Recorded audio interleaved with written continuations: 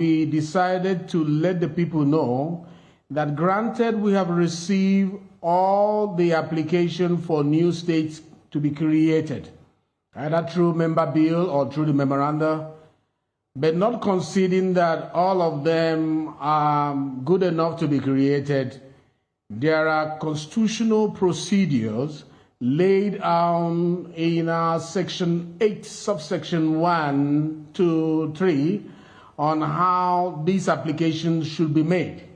As we speak, none of these 30 proposals have met the requirement of Section 8.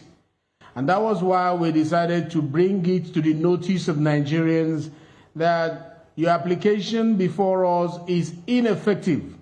Therefore, you need to comply with the provisions of Section 8 so that when we don't consider the state creation request, you will know where it emanated from. And so the notice to the public is that you have between now and 5th of March to enable you cure the gaps in your application for state creation.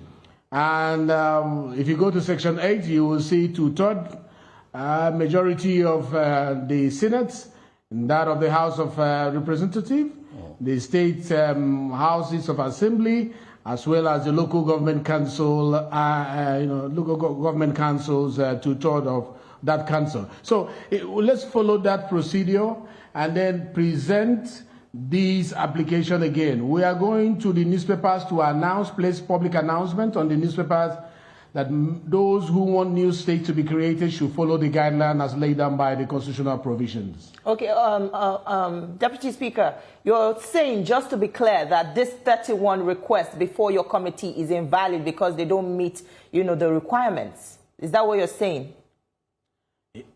That is exactly what I'm saying, that we are giving them 1 month, which is about 5th of March, to cure the gaps in the application. The application as they are will not be able to fly because we are strict with complying with the dictates of the provisions of the Constitution. They should fill in the gaps and bring it back before the 5th. Okay. Now let this Speaker, with this, the applications are invalid. Now, what alternative will you provide? Because the bottom line is there's so much dissatisfaction, which means people feel that they are marginalized. Now, if their request does not scale through, what is the House, under your leadership and the leadership of the Speaker, be doing as alternative process to ensure that there is inclusiveness for the people?